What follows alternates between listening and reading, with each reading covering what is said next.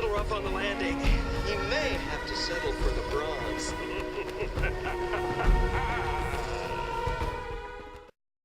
Keep your arms in, hands in, head down.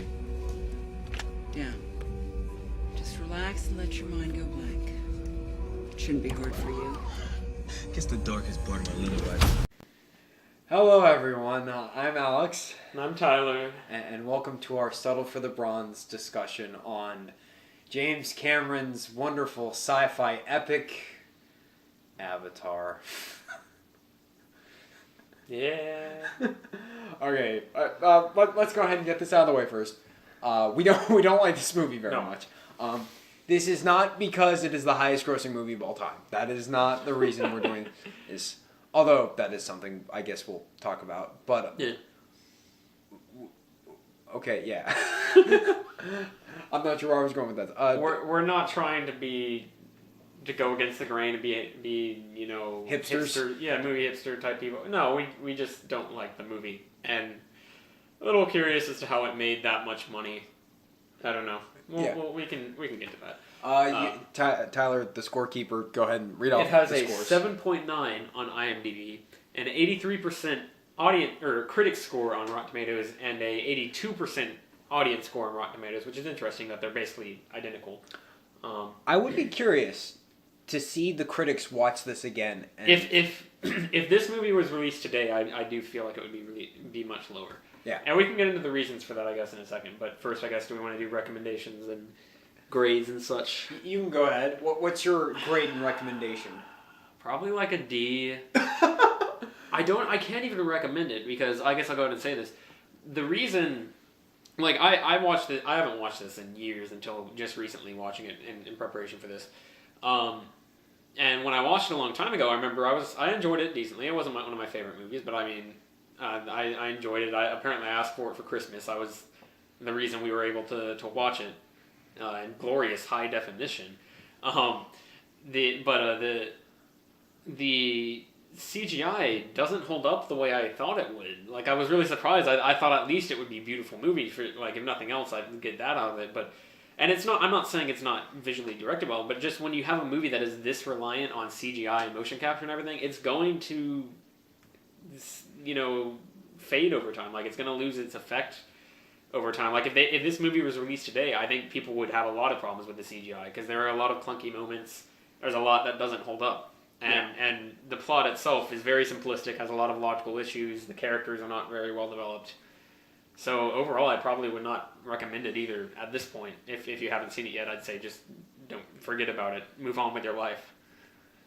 It's funny because I have a thing that I do where I just troll this movie so hard, and I keep doing this just in like general conversation. I'll troll this movie, and for the longest time you're like, it's not that bad. Yeah. It's really not that bad. The tables have turned. Well, in my defense, that was exactly what I was talking about, is that the CGI is what I thought the movie had going. Like, I was like, well, and it looked great in 2009. It looked amazing. It still looks very good. It still has a lot of stuff going for it, but I didn't remember loving it for the plot. I remember loving it because I was like, oh, that's such a cool character, animal design or vehicle design or something like that. Like, I enjoyed the visuals a lot more even back then before I really got into really looking and analyzing in movies. And yeah, it does not hold up the way I thought it would. It's funny because I give it a D+. Uh-huh. So I ended up being slightly higher than Part you. of that is that I just don't care. Yeah. I don't care to be that specific at this point. Yeah. The only reason it does not get a fail is because I watched the behind-the-scenes stuff. Mm-hmm. I know how hard they worked to make the movie. Yeah. And I appreciate the filmmaking behind it, but literally everything else falls apart. Uh-huh.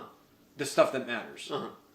You can make a shoddy film, like a shoddy-looking film, but if the story is strong enough and the characters are strong enough, then I'm willing to look past It'll never go out of style either. It'll never... When you have a movie that's this based in visual effects that are digital, not like miniatures. Like, I'm also thinking of like the Peter Jackson's Lord of the Rings.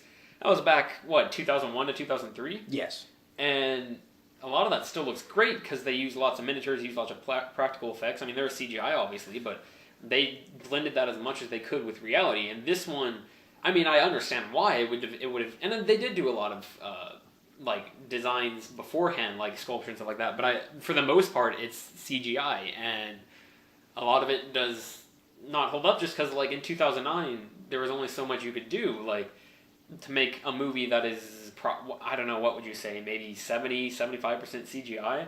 Yeah. I mean, like, everything, I don't think is there a single shot that doesn't have CGI There's in it? probably a couple when they're, like, maybe in the lab like the or very something. beginning. Yeah. But no, like, all the stuff in the lab has, like, the screens and everything. That No, I they're mean, it's doing. just like the shots of him getting into the little module Maybe, thing to yeah, activate the but avatar. for the most part, yeah, there's a ton of effects in here that are made digitally, and it's just not going to look as good 6 years later. I feel like the more it ages, the more it's going to feel like the Star Wars prequels. In terms of Yeah. that. Yeah. Not in terms of the storytelling, because it's still better than those. Yeah, yeah. Well, for the most part. It tells a coherent story. You can't say that about Star Wars prequels so much. Yeah, I would not recommend this movie. Mhm. Now, hold on. I know people that like the movie are going to get mad at us. It's like, it has great reviews. Why is it on sale for the bronze? We're not I saying... wouldn't call those great either. Oh, yeah, You know, but... late, low, or high 70s, mid. Or anyway. Those are pretty solid reviews Yeah, I for guess. big sci-fi. Especially since they're so consistent. Yeah. I guess you have to give it that. We're not calling you an idiot if you like the movie. If you like the movie, that's great. More power to you. That's not what we're saying. We just have problems with it. We want to get them out. We have extensive problems, and we just don't think that there are enough benefits to come anywhere near. Yeah. And we'd love to hear if you guys have a different perspective on that or anything. Yeah. I mean, it's just in our watching of it. Maybe we were probably a little biased going in. I don't know, because I know you have never really liked the movie. I've only seen it once. I saw it in the theater, and over time I was just like, yeah, that really wasn't that good. And then I'm finally coming. Of course, I was kept trolling you about it, and then we finally get back to it. And I'm like, okay, I'm going to be open minded about this. Yeah. I'm going to be, and I was able to be open minded about it for a while, for maybe the first hour. Yeah. But we'll get into it. Okay, from here on out, full spoilers. No. If you really like the movie, I feel like it's pointless to keep watching because you're just going to get mad at us. Because I think we have some points that I definitely did not catch or would not have. If you're open minded, okay. if you're curious, if you're willing to hear the other side, and if you haven't seen it, then go ahead and keep listening, because obviously neither one of us recommend it. We don't think it's really worth your time. Your 3 hours of time. We're going to try and keep this to maybe half an hour, so you know. Have you heard of Pocahontas? It's that plot. Yeah. Although that's not my problem with the movie. It's just, but yeah, so everyone in the world has seen this movie. I don't think that's a concern. So, but spoilers. Jump right into it. All right, where do we want to start? Do we want to start? Let's just end the video. No, I think the best place to start and kind of the heart of all our problems is the characters. Because we've already addressed the fact that the effects don't hold up. I mean, a lot of it still looks very gorgeous, but there's just a lot of little things and blendings and the lighting changes and stuff like that. A lot of it has problems. Yeah. So just looking at it now, a lot of the shots they're too bright. Definitely. It's just watching. It's like something's not right. That does not look real. Yes. Yeah. And for everybody that was like, they saw the movie, they're like, I want to be there. I felt like I was there watching it. I totally remember feeling like that when I watched it. No, so did I. But I feel like we should have watched this in 3D again for this. Yeah, really. Yeah. But we don't have a 3D TV. Unfortunately. Nah. But if that's all the movie's got, I don't... Exactly, yeah. Which is why I'm saying... Which is why my feelings of it have gone down so far, just because it's like, that was what I was expecting to get out of the second watch. And it didn't even have that nearly to what you remember. I would say, before we get back to characters, because I know we're kind of going on a tangent, the special effects hold up. I know you think it's a lower statistic, but I would say it works about 90% of the time. Yeah, and I mean, I want to say it works much less. Like, I think 80 at the lowest if I really sat there and But just like... 1 out of every 5 to 10 shots, it's just somewhere in there. There's something where you're like, ooh. It just looks... That doesn't look right. That doesn't look real. That looks like a video game cutscene. Which is a good way to describe the movie that we can address in a moment. Yeah. But especially when you get the first time that the entire the first sequence, I guess, where the entire movie is CGI and motion capture, and it's Jake going into the forest as his avatar for the first time, and exploring the forest. The first time that happens, and there's like an extensive, probably like 10 or 20 minutes of him in the forest, and everything is Felt like 3 hours. yeah, but The middle of this movie drags. a lot of this movie drags. We'll get to that. But yeah, the going from that, and then when he wakes back up in the lab, it's so jarring because it just doesn't look real at all when everything is visual effects, and it rips you out of it really quick. It looks like a cartoon world. Yeah, like it goes slowly towards that realm, and then when it jumps back, you're like, oh, that just felt weird. It's funny. I mentioned this when we were watching it. When they're in the Avatar part in the forest and everything, it looks like a cartoon. Then when we go back to the real people, they act like cartoons. Movie as a cartoon.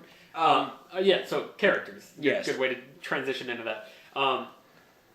Everyone feels pretty like one-dimensional. Caricatures. Yeah. They're all caricatures. Especially the villains. The main army guy. We learn like nobody for the huge number of people that show up in this movie, like as extras and stuff like that. We don't learn the names of half of them, and we probably know the characters of or the like, characters of, not even the names of, but the characters of for like less than 10 people. Yeah, 10 people I'd say is probably a good representation. Like, and it's not like we're focusing on all of these guys. Yeah. We focus on like 4.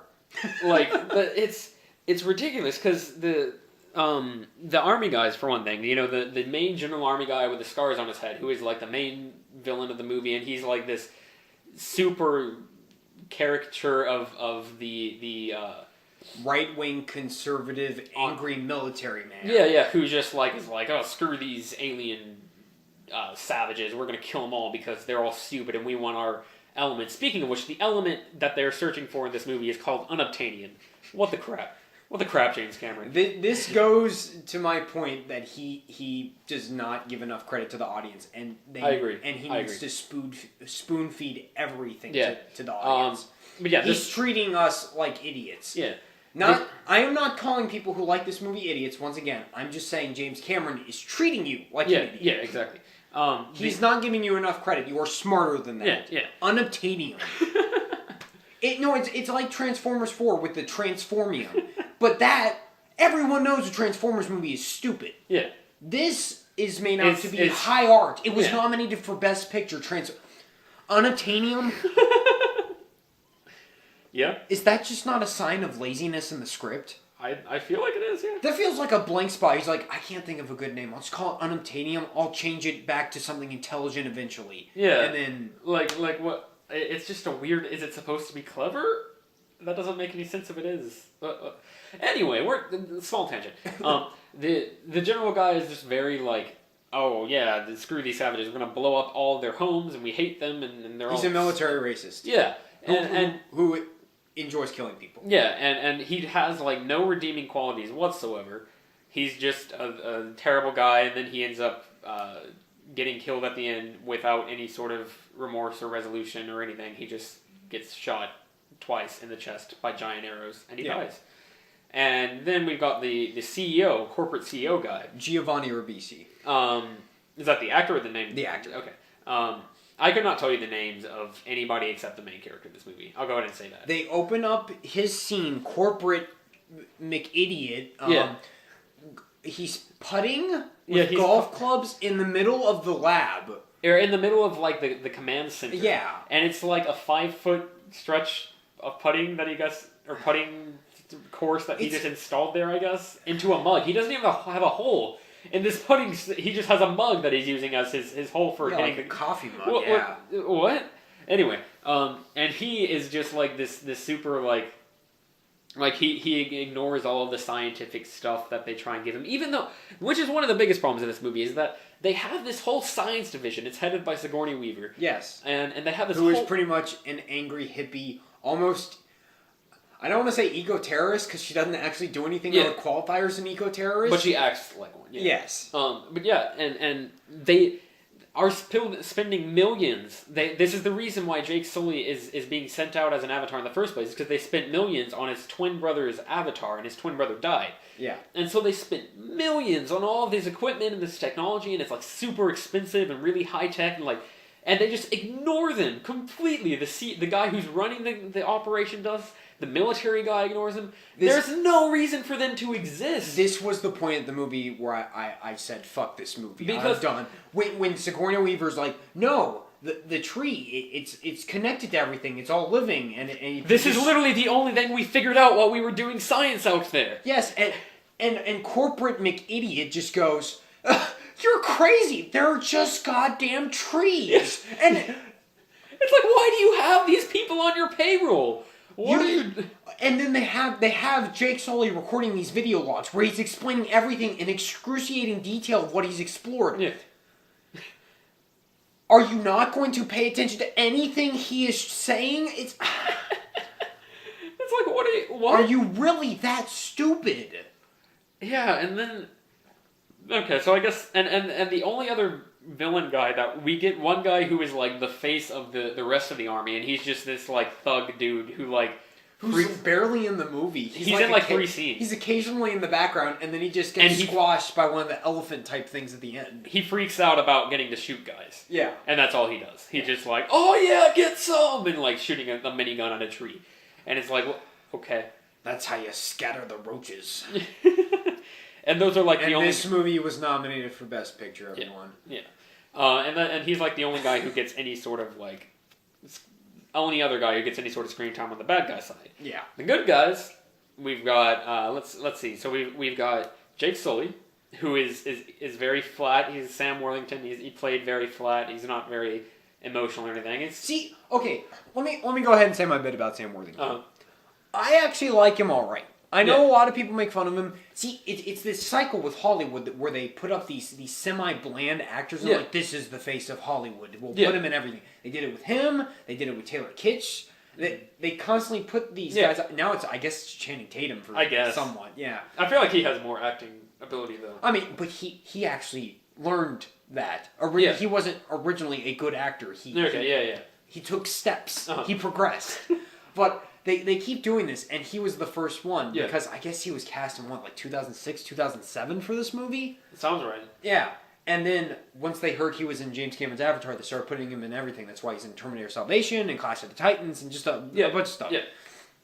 And I actually like him in Terminator Salvation. I think he's one of the best parts of that movie. Okay. Just because, I don't know, for some reason he fits in there. Mm-hmm. But I don't know, for this type of movie, for what James Cameron's trying to go for, I need someone with a bit more personality. Yeah. Like, I mean, spoilers for Terminator Salvation, he's playing a half robot, so...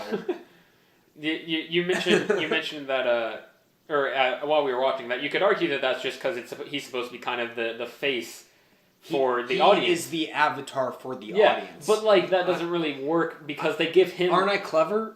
They give him, like, not really an arc, but they give him, like, a something to progress through where he is...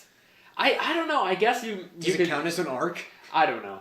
It's hard to tell. He is the one who comes closest, at the very least, to having any sort of change in character. But he's not like a terrible person at the beginning, so it's not like he changes from like military tough guy to this environmentalist. He just never really was a jerk in the first place. He just is this guy who's just kind of like, okay, I don't really know what I'm doing here, but I'm enjoying myself. That's why I didn't quite get it at the beginning when they kept like, you're a Marine, you're a jarhead, you're an idiot. Yeah. I mean, he is an idiot. Yeah. He does dumb things throughout this whole movie. Yeah. But besides that, he's never like, I'm going to shoot people because I'm headstrong and I like guns. Yeah. He tries to generally be compassionate. He's kind of dumb, but at least I don't know. So it's like, it's not like he really gets an arc change thing. I don't know. I think someone with a lot more personality could have gone a long way. You could have made him a little less likable in the beginning, and that would have worked to the movie's favor towards the end when he's actually fighting back. Yeah. So we got him. We got Sigourney Weaver, who is probably my second favorite character in the movie. I like her just for her acting. Pretty much. I hate her character. She gets decent dialogue as far as like the individual lines. Yeah. But as far as her character, she's just a one-note character who just kind of shows up whenever somebody needs to talk about how the Na'vi are the Na'vi are good people and shouldn't be hunted or disrespected or whatever. Yeah. That's pretty much all she does, and she's just the big head honcho. Also, there's a really weird thing between her and the next character I'll talk about, who I also don't know his name. Norm, that's right. Norm is the only other Avatar guy the only other guy with an avatar that we get introduced to, aside from Sigourney Weaver. The only other thing I know that guy from is Dodgeball, the comedy.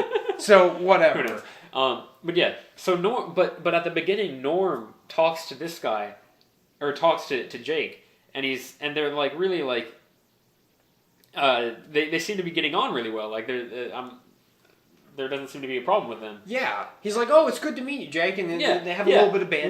Well, when Jake first meets Sigourney Weaver...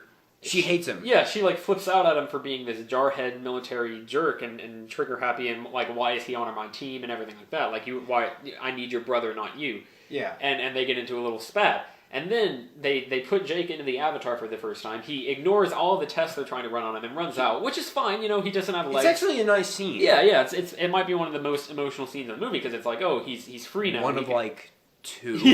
Yeah. I have never been this emotionally disconnected from a final act of a movie in some time. Yeah. But he runs out and then. He meets Sigourney Weaver in her avatar form, and she's just like, oh, hey! Throws him like a fruit, and some sort of Pandorian fruit, and he grabs it, and she's like, oh, good motor reflexes and everything, you know, and like... she's like smiling at him. She's happy with him, even though he just ran out and like busted through like half the base and like ignored the protocol and everything and screwed up all her scientific tests and everything. It would have been nice if she was stern and angry at him and was like, okay, I get it, you got your legs back, that's nice, but never ever break protocol again. Yeah, something like that. But then we have these measures in here for a reason. After that, every time we see Jake and Norm interact after that, Norm is like beating on him for being a jarhead jerk Marine War. While the rest of the movie, Sigourney Weaver and Jake are fine. They're great. They're close. And in one of the montages when Jake's narrating, because it's tell don't show in this movie, despite it being so beautiful. Yeah. But he's like, yeah, even Norm's attitude is starting to lighten up. It's like when was he against you? Except for that one line of dialogue that I don't know. It's weird. Yeah, it feels like there's missing like 2 or 3 scenes. Yeah, or something where they flip characters basically. I don't know. It's very weird. Is it just me or does this feel like a first draft to a movie? A little bit. Yeah, it feels like there's a lot more that needs to be fleshed out. Feels like this was just all right. Let's hit the main beats and then we can go back. I feel like James Cameron wrote this in the '90s, left it in the drawer, just took it out. He's like, "Yeah, technology's ready. Let's do it." Yeah. Any revisions on that, Mr. Cameron? Yeah. I made the highest grossing movie ever. Yeah. Don't question. This is going to be the next or the beat that one, so it'll be good. But then. All right, so those are all the humans, and also Yusef from Inception. I don't know his name in this movie. He's also in there. He gets like, oh no, I missed 2. It's Max something. Yeah, they mentioned his name. Max Patel, I think, maybe. Sounds right. I think that's right. But he has like no character. He's in it for like 5 minutes. He's in like 2 scenes and does something science. I don't know. He seems kind of unnecessary. Just like merge his character with Sigourney Weaver's. Whatever. Yeah. And then we also have. I almost missed one. The other human character. Who's the actress that plays her? The Mexican the pilot? Or the Hispanic Michelle Rodriguez. There we go. Strong independent woman pilot. Yeah, Michelle Rodriguez. Yes. She's in this and she just plays that's her character is Hispanic strong independent pilot who ends up turning away in the middle of the battle or in the middle of one of the battles in the middle of the movie, and then they don't do anything to her, so she's free to help the others escape. That was so bothersome. And that's all she does. They're blowing up that big tree that is so sacred, and then she's just like, I can't do this, and she just flies away. No consequences, and when everyone else gets captured, she just frees them because. Yeah. And somewhere along the way, she also gets emotional or she in the big battle at the end, her helicopter explodes so that we can get some sort of emotional resonance. The ending has its own problems that we'll get to in a second, but it killed off cheaply with no arc or resolution or anything. Yeah, and then they don't address her death after that at all. No. Yeah. So if you keep track of poem, that is 8 characters that we know of. 8 characters that show up in like more than one scene. Like, this is not characters that are main characters that we focus on.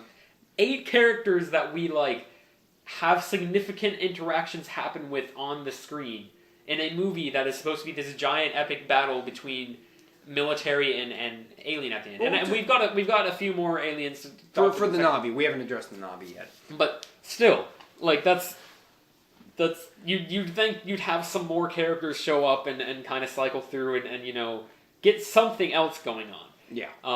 Because none of these characters have anything approaching an arc except for Jake, who has something approaching an arc that is not really an arc. Michelle Rodriguez, they'd like to make you believe she had an arc, but did she? What was the? She turned sides. She was like, "I'm an independent military." Even though she was with them the whole time and not, I don't know, whatever. Like she put war paint on her. That art. She's a Na'vi now. But yeah, the Na'vi. I think there actually might be. I'm trying to remember if there are 3 or 4. I honestly don't know. We get there are 3 that we connected. We get to. Jake Sully's love interest Na'vi. We get Jake Sully's love interest Na'vi's love interest Na'vi. And then we get Jake Sully's love interest Na'vi's dad. No, mother. Mother. Her mother is in it more than the dad. Okay, but the dad just kind of dies, and it's like, oh. Okay. But yeah. Spoilers. Yeah. So and the love interest Na'vi is Tiri. Get it right. The love interest Na'vi is love interest Na'vi. That is her role in the movie. Is she's the love interest that. But he gets really angry at him for betraying them, and then she's played by Zoe Saldana. Yeah, and then falls Uhura from the Star Trek movies. And then falls in love with him. Yeah, falls in love with him after he rides the giant red wing thing. No, she like I'm saying, you missed the part where I said that she gets angry at him when he betrayed them. Oh yeah, right. And then she falls in love with him again after I'm not paying attention. After he rides the giant big red thing. And then she's like, okay, you're awesome again. Yay. And then they unite the clan. For that reason and that reason And then alone. she ends up killing Army Dude and saving Jake by putting a mask on. In one of the most unintentionally hilarious moments I've ever seen. When big Neytiri is holding little Jake Sully, it's like, still a better love story than Twilight. And then, so we've got that. She has no arc. Except for swinging back and forth between hating and or loving Jake. And I feel like Zoe Saldana is going to the school of, or the acting school of, shouting means drama. Because she spends half the movie just screaming at him. She's very childish. Yeah. I don't know, it's weird. And then we also have Jake's love interest Na'vi's love interest Na'vi from the beginning. And he's this like brute guy who hates Jake at the beginning. And then, despite everything about their culture saying they're peaceful and they love everything, but he hates him from the beginning because he likes love interest Na'vi. Yeah, and then even though that goes nowhere. Yeah, and then somewhere in the middle, he just decides that he's not going to care about that anymore. Yeah, and so he starts liking it. I guess he has an arc. Did we find an arc in this movie? Does changing his feelings about a character are we going to accept that as an arc? No. Okay. So this movie still has no arcs. And then there's Neytiri's mom, who's just native gypsy woman type, and her dad who gets killed somewhere. I don't even. If you had completely just like skipped the fact that her father's in there, I don't know. I wouldn't have remembered. So that's like we're giving it the benefit of the doubt here. We found 12 characters who like. Are given names, I think. I don't even know if they're all given names, but like at most 12 characters are given names. We'll give it the benefit of the doubt. And like I care about a majority none of those get like 2 scenes. Yeah. It's ridiculous. Like I care about none of these people. Exactly. So that's kind of the problem that it has, and I'll go on shift to my next biggest problem. That's the problem it has with these characters that are just so weak shifting into the ending, because the big ending battle, they have the like down point of the whole movie. What should be the down point of the whole movie is when the military comes and they blow up the big tree, the big nature tree. Yeah, that's very important. They blew up my Christmas tree. Yeah, that's my home. Seriously though, watch the Mr. Plinkett Avatar review. They blow up the big nature tree and it falls over, and then they're all sad. And that's supposed to be like the big depressing point of the movie, because Jake gets found out and everything, and they remove him from his avatar body, and and it's all sad.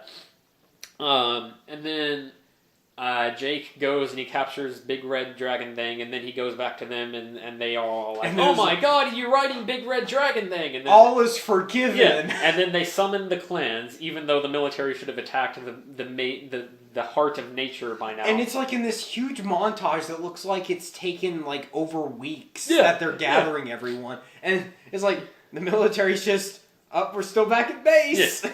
We haven't started getting that unobtainium yet. You literally don't see the military until after all of these clans are assembled, and then he gives this like epic speech about how they need to go defeat all these clans because their numbers are resurging. They gave them time to assemble all these people, and just waited, and then they were like, "All right, now let's go brief the soldiers and go take them out." So that happens. But the tree part should have been like the low point of the movie and the most depressing point. But then they go into this big epic sequence where the military flies in, and then all the Avatar Na'vi guys are flying around. They're attacking the planes and everything, and it's this big epic battle, and there's ground fighting between the exosuits and the Na'vi and everything. But then and everything seems to be going well. But then at some point throughout the movie or throughout that scene, they just kind of stop doing well. And for reasons. Michelle Rodriguez, did you say that was her name? Yeah. She dies. Let's see. Neytiri's boyfriend or ex-boyfriend. Jake's love interest, Navi's love interest, Navi dies. He gets thrown out of a plane, or something. And I think is that the main? And then just everyone else dies. literally everyone else who is not a main character. Oh yeah, and Sigourney Weaver has already died by this point, which was another effect from the tree part, which should have been off on its own thing. So Sigourney Weaver's already dead. But then so basically Norm, Jake's love interest Na'vi, and Jake, that's pretty much it. It's pretty much the only good guys left. Unless am I missing anybody? I guess Yusuf is still around there somewhere. But aside from that, I think that's it by that point in the movie. And it's like, oh, so we're going back to everything is depressing now. And then they already had their big low point of the movie where it's like, oh, we've totally lost. But now there's a big low point where it's like, okay, there's now another low point where it's like Neytiri's cornered. She's like, there's too many, and Jake's like, no, don't fight them, and she's like, I'm gonna fight them. And she fights them. But then and then Nature's like, oh, we're finally gonna help you. Yes, the Nature is like, oh no, I can't have them kill me. And they killed off too many secondary characters. Yeah. So then they send all of these it sends all of the elephant guys and the tiger dudes and right as Neytiri's about to get horribly murdered. Yes. And the flying dragon things, and they all fly out and they attack and they stop it. Yeah. And they kill the humans. And then there's this weird. It's a weird scale too, because the battle where they take out the giant plane carrying all the bombs that's supposed to blow up the heart of the Nature, that thing crashes, and then it explodes, and it's like, okay, we're done. Except after that epic thing, they decide to take the scale back down to this dude in an exosuit, the military character guy in an exosuit. He's there and he's fighting Jake's love interest Na'vi. And Jake shows up, and they try and fight him, and there's an exosuit fight that goes on for another 10 minutes, and then I was getting battle fatigue badly at this point. Much more before this point. Yeah. And then military guy dies, and then Jake. What is it? His avatar dies or something?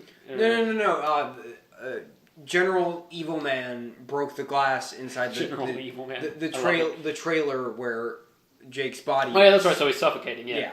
And then Neytiri saves Jake's him love just interest in time. Na'vi. shows up and jumps inside and like stares at him for a while, and she's like, "Oh God, you need this mask," and then she gets the mask and she stares at him for a while, and then she puts the mask on, and then they finally continues to stare at him. and then they finally meet each other, and it's a very weird. This is what you were talking about earlier. It's a very strange little thing. It's like, I don't care how invested you are, that is still a stupid image. Yeah, it looks weird. It looks weird. Yeah. And that's the end of the movie. And then she takes Jake to become an avatar. Or no, she permanently puts Jake's brain in the avatar. Yeah. Body, and all the military guys just leave. Because General. See.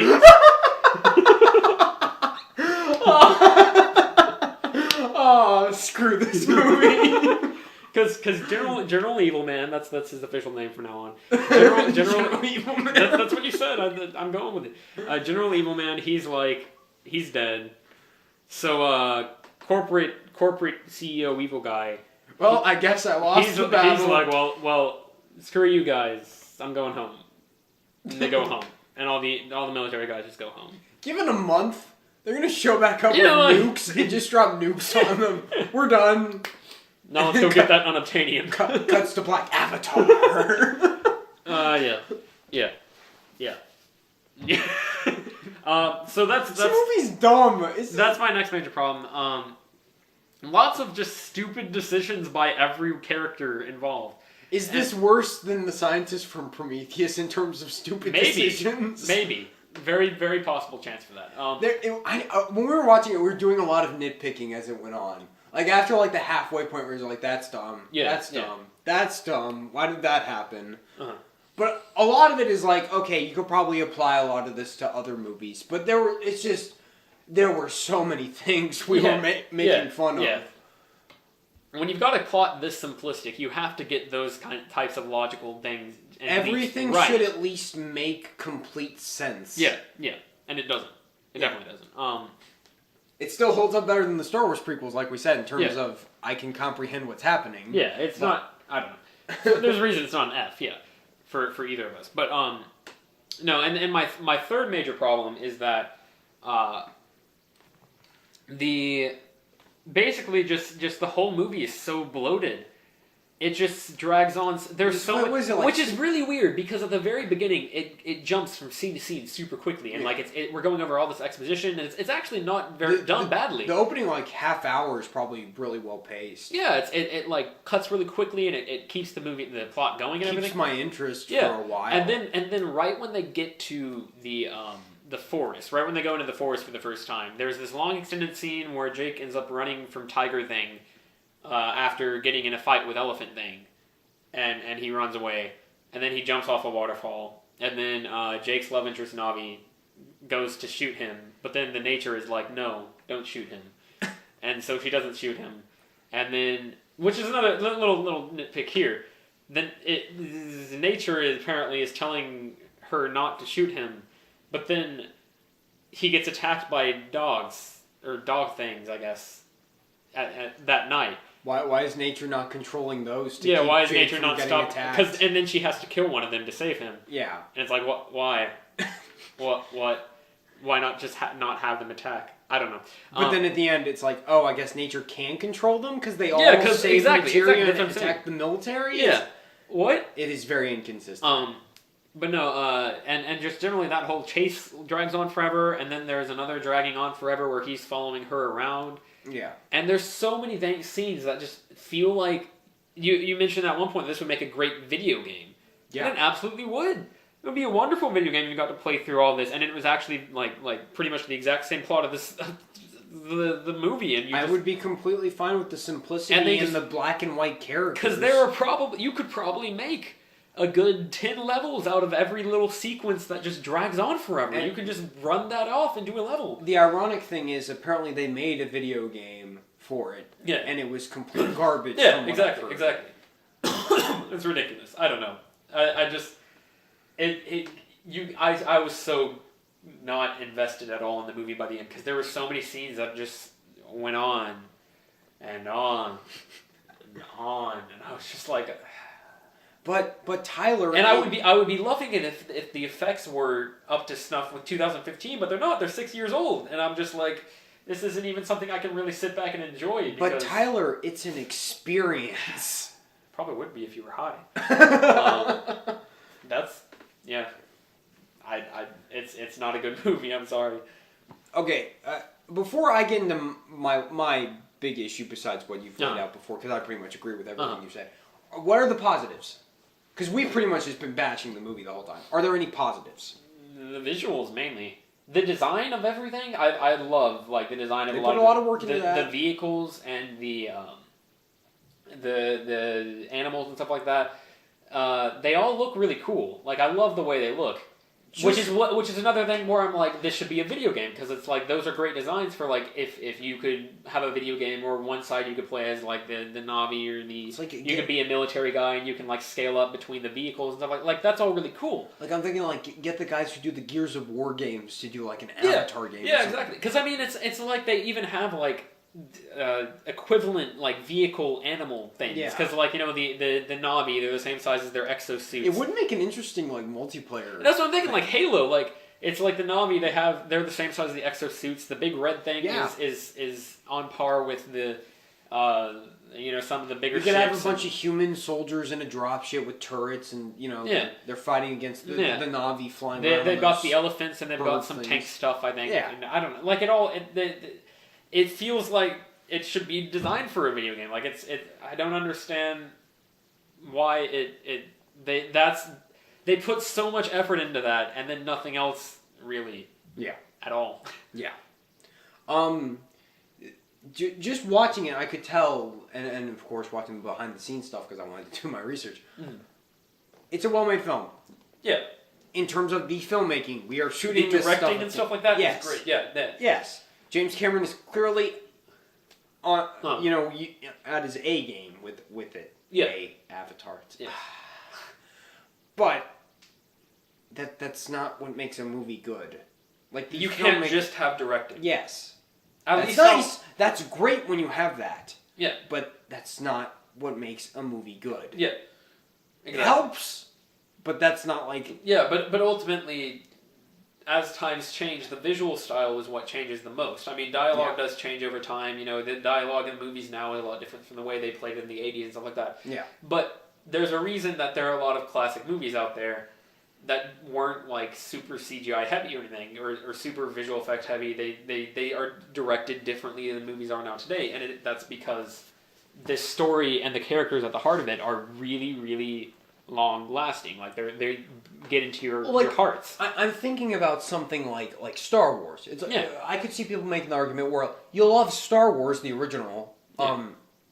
Why is that? Like, it's a black and white movie. Everything's simplistic. Why does that work and not this? First off, that's not 2 hours and 45 minutes. Yes. Yeah. That could be a significant problem if it was like that. But I care about those characters. Those characters have depth. They may be somewhat simplistic, especially Darth Vader, but they give him depth over the sequels. Yeah. So they make him scary. I know he's... Yeah. Not only do they give him depth, but I mean... He's not laughable. He is big bad military guy, but he's big bad military guy who is big bad military terrifying. Guy is laughable. Yeah. Yeah. I don't take him seriously. Corporate McIdiot is a joke. Yeah. They're just goddamn I trees. can't see that guy running a company. I can see Moff Tarkin running the Death Star. Like, that makes sense. Like that, or what a Star Destroyer, whatever he was in charge of. That makes sense to me. Like he's he's this stern guy who he'll talk up to Darth Vader and everything, and he stands up for like the characters in Star Wars. If you compare them to their most comparable quantity, I guess in Avatar, they are so much better acted, really, and so much better played, and their motivations are so much more clear. Yeah. For being in these situations, that it just makes sense. Plus, Star Wars not trying to be this big epic thing. It's just a simple science fantasy story. Like, of course, it became a huge phenomenon. Yeah. But at the heart of it, it's about it's a simple boy story about these characters. Yeah, it's just about a boy who travels across the galaxy to stop an evil general guy who ends up having more history with him than he thought he did. That's the story. Yeah. It's unique. It's interesting. Back to my question before I bring on my last problem, and then we'll try and wrap things up. I know we usually aim for a half an hour, but with this one, had to rant a little bit. Yeah. Any other good things? I know you said you like the score a lot. That too. Yeah. Score might be my favorite part of the movie. Now that I'm not so high on the visuals. The visuals. I wasn't even paying attention to the score. I typically like James Horner's score, so I'll give you the benefit of the doubt. But I feel like you were too focused on the movie. I just remember liking that a lot the first time I watched it, so I was listening out for that, and I was like, yeah, that's really good. Okay, do we have anything else? Sigourney Weaver was good. Yeah. She's probably the bright spot in terms of acting. Yeah, definitely. But by a large margin, she's Sigourney Weaver. Of course, she's going to be great. Yeah. Okay, let me address the thing that my final problem that really bothers me: the political / social commentary in the movie. Mm. Now, I'm trying to think of how I want to go about this. Yeah. This doesn't. I'm not saying this matters whether or not I agree or disagree with the politics of what James Cameron's trying to get across in the movie about. Taking care of the environment. We're destroying our planet. Evil corporations, evil military people. Yeah. That's fine if you want to have that in your movie. That's a fine message you can go for. But when you play it this simplistically, constantly bashing this message over my head, trying to spoon feed it to me, I feel like you're taking you think I'm an idiot. Yeah. You think I'm an idiot who doesn't get it. Yeah, I agree. James Cameron.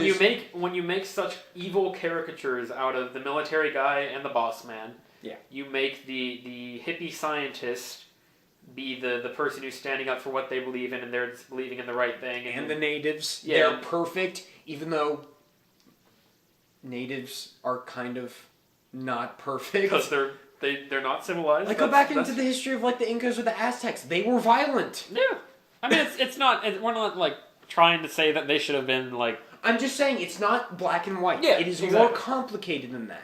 But James Cameron needs to make it a cartoon. It needs to be caricatures. That way the dumb masses, yes, I'm going with that because that's what James Cameron thinks they are. That is what they will be able to follow. Mm-hmm. It drives me nuts. That or James Cameron just thinks on that level, and so he thinks they're just the masses. No, I'm sure he's a smart man. Yeah. A really smart guy. Which is the thing that I give him the benefit of the doubt over this, where I'm like, is it just because he thinks he's doing something really amazing and he something a cinematic masterpiece and he's not? I think that's it. I like to think that's it because I like to give him that benefit rather than he is just trying to manipulate people. I think you could make the argument either way. I like to give people. I'll go with the former for now. Yeah, but it does very much feel like it could be the latter.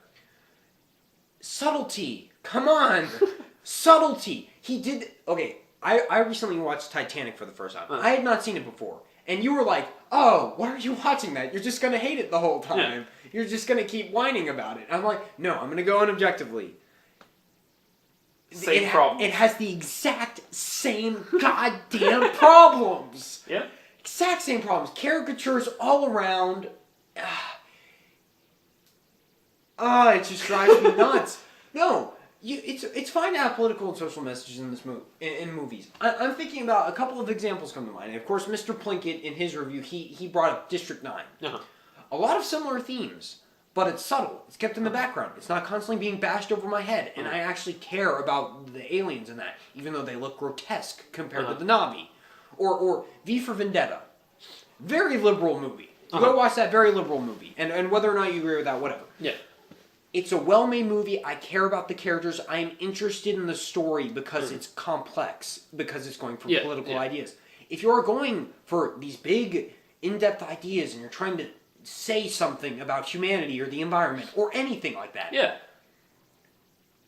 don't just make it a cartoon. I know you have mixed feelings about this, but I want to jump to one last example real quick. WALL-E. I know you have some mixed feelings, but in WALL-E... it's a bit more than mixed feelings. In WALL-E, the characters, I mean, they are simple characters, but they're not malicious characters, and they have some heart to them, and they feel like real people. And there is the only real evil what do you call entity in the movie is antagonist. Is something that is just following, is a robot that's just following orders. There is no like evil villain in the movie. There is no character or anything in the movie that is this evil. Oh, look at that! They're the bad guys who don't want environmentalism to happen. Yeah. It's just kind of humanity kind of got themselves into this and drove themselves into this situation that they don't like. Like that. That's the kind of thing I think of when I think of how to take a political message, but present it in a way where you're not being like, shoving it down audience's throat. You're just kind of showing, kind of like a possible end goal of some pattern of that people see. These are the repercussions of what could happen if these events happen. Exactly. Same with Interstellar. Exactly. Very much the same thing. Exactly. And now they don't expressly say what causes the Earth to become degraded. I think that what do they say, like a plague or something? Yeah, maybe. Similar to the Dust Bowl in the 30s. It's like it's talking about how it's almost an exploration of the fact that it doesn't matter which direction you're going with. Yeah. Or it doesn't matter which side you're on because humanity will always fight its way through. Yeah. It's that same sort of idea where it's like it doesn't matter whether environmentalists were right about it or anything. It's the fact that you keep moving. All of these are movies that take political and social messages and kind of like run with them in a complex and interesting way. They do something with them. Yeah, they don't just say this is the thing you should believe in. Yeah. We're going to show you why you should believe in it. Yeah. And believe in it. And I was watching the making of documentary that's like in almost 2 hours. Yeah. And it's very in depth. But at the end, James Cameron's like, after the movie came out, I started hearing about criticism and people were complaining about this message or how I treated big business or how I treated the military. And he said, I put those in there for a reason to start up a conversation. And that's the problem. That's why I think that he thinks that he's making something epic. Yeah. And masterful. It's because it seems like he feels like this is a movie that he made and made it very nuanced. This is a watershed film that really means something. And I don't think he realized just how much he was like painting it just so black and white. I don't think he realized that. He's got his head up his ass. Yeah, exactly. But the complaint is not about the messages that you're putting there. The complaint is how simplistic and dumb it is. Yeah, exactly. I mean, that's pretty much it. I think that just about covers it. I don't know how many ways I can just keep coming back around to the same point. It's just he doesn't know subtlety. And it's just weird seeing him progress because the first 2 Terminator movies are great. Aliens is amazing. And then his ego got way too big, I guess. Maybe, yeah. It's very possible. Him winning the Oscar. I'm the king of the world, Yeah. It's like that's the end of James Cameron as an actual, legitimate, great filmmaker. Uh-huh. Now he thinks he's an artist, in quotes. Yeah, I agree. I think there's not much more. Would you call this movie pretentious? No. I would just say it's too simple for its own good. It's not pretentious at all because it doesn't think it's anything more. It just I don't know. I would call it pretentious in so much as it. I could call James Cameron very pretentious for thinking that it's something more, but I think the movie itself knows that it's very simple and straightforward. It doesn't ever feel like they're trying to strive for something greater. It just feels like James Cameron thinks it's something greater. Yeah. I think we've just covered it. Probably need to wrap it up soon. We've run a little over with this. A little bit. Next 2 weeks from now, actually, we'll be reviewing the Hobbit trilogy. Another favorite of Alex's. So double whammy. Be sure to tune in for that one. That'll be great times. The real double whammy there. Why? All right. Well, that video is going to go on forever. Oh, That's going to be longer than all 3 Hobbit movies combined. Please no. What a nightmare. And Lord of the Rings. Oh my. Extended editions. Can we just watch those instead? Can we just watch those? God dang it. All right. Well, I think that's all we got for you today. Thanks for watching, everybody. Like we said, if you like Avatar a lot, feel free to leave a comment explaining why we're wrong. Don't just insult us because we weren't trying to insult you. We were just laying out our points. Yeah, just go ahead and love to hear some counter arguments. Yeah, and definitely. If you haven't seen Avatar in a while, try watching it again. Keep some of our points in mind and just see if that... Yeah, see if your opinion changes at all. Yeah. Like that, or just how you feel. We're not trying to change anyone's opinion. We're just saying ours. 2 guys talking about films. Yeah. All right, everybody. Thanks for watching, and we'll see you guys next time. An 83% audience or critic score on Rotten Tomatoes and a 82% audience score on Rotten Tomatoes, which is interesting that they're basically identical. I would be curious to see the critics watch this again. And If this movie was released today, I do feel like it would be much lower. Yeah. And we can get into the reasons for that, I guess, in a second. But first, I guess, do we want to do recommendations and grades and such? You can go ahead. What's your grade and recommendation? Probably like a D. I can't even recommend it because I guess I'll go ahead and say this. The reason, like, I haven't watched this in years until just recently watching it in preparation for this. And when I watched it a long time ago, I remember I enjoyed it decently. It wasn't one of my favorite movies, but I mean, I enjoyed it. Apparently I asked for it for Christmas. I was the reason we were able to watch it in glorious high definition. The CGI doesn't hold up the way I thought it would. Like, I was really surprised. I thought at least it would be a beautiful movie. For, like, if nothing else, I'd get that out of it. And it's not. I'm not saying it's not visually directed well, but just when you have a movie that is this reliant on CGI and motion capture and everything, it's going to, fade over time. Like, it's going to lose its effect over time. Like, if this movie was released today, I think people would have a lot of problems with the CGI because there are a lot of clunky moments. There's a lot that doesn't hold up. And the plot itself is very simplistic, has a lot of logical issues. The characters are not very well developed.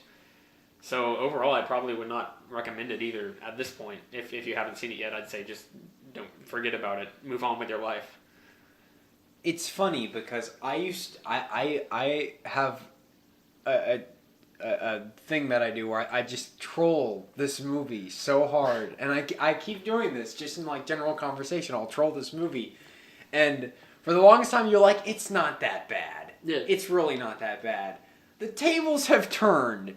Well, in my defense, that was exactly what I was talking about, is that the CGI is what I thought the movie had going. Like, I was like, well, and it looked great in 2009. It looked amazing. It still looks very good. It still has a lot of stuff going for it, but I didn't remember loving it for the plot. I remember loving it because I was like, oh, that's such a cool character, animal design or vehicle design or something like that. Like, I enjoyed the visuals a lot more even back then before I really got into really looking and analyzing in movies, and yeah, it does not hold up the way I thought it would. It's funny because I give it a D+. Uh-huh. So I ended up being slightly higher than Part you. of that is that I just don't care. Yeah. I don't care to be that specific at this point. Yeah. The only reason it does not get a fail is because I watched the behind-the-scenes stuff. Mm-hmm. I know how hard they worked to make the movie. Yeah. And I appreciate the filmmaking behind it, but literally everything else falls apart. Uh-huh. The stuff that matters. Uh-huh. You can make a shoddy film, like a shoddy looking film, but if the story is strong enough and the characters are strong enough, then I'm willing to look past it. It'll never go out of style either. It'll never... When you have a movie that's this based in visual effects that are digital, not like miniatures. Like, I'm also thinking of like the Peter Jackson's Lord of the Rings. That was back, 2001 to 2003? Yes. And a lot of that still looks great because they use lots of miniatures, use lots of practical effects. I mean, there was CGI, obviously, but they blended that as much as they could with reality. And this one, I mean, I understand why it would have... And then they did do a lot of, designs beforehand, like sculpture and stuff like that. But for the most part, it's CGI. And a lot of it does not hold up just because, like, in 2009, there was only so much you could do. Like...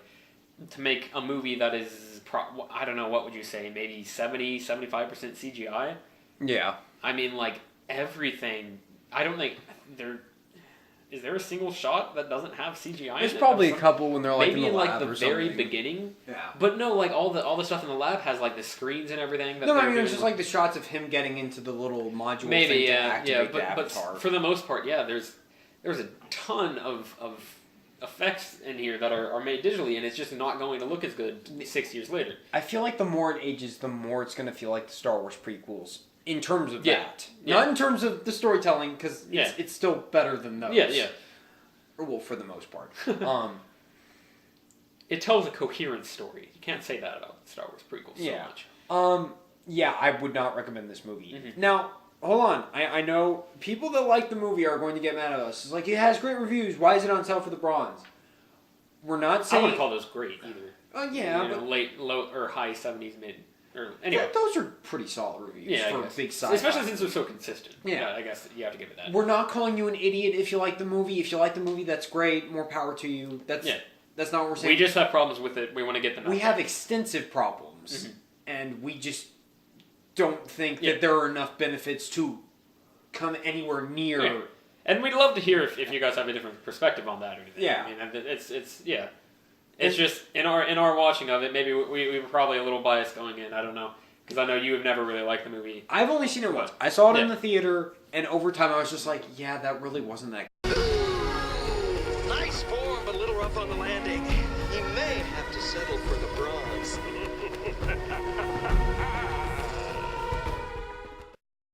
Keep your arms in, hands in, head down. Down. Just relax and let your mind go blank. It shouldn't be hard for you. Guess the darkest part of my little life. Hello, everyone. I'm Alex, And I'm Tyler. and welcome to our Settle for the Bronze discussion on James Cameron's wonderful sci-fi epic, Avatar.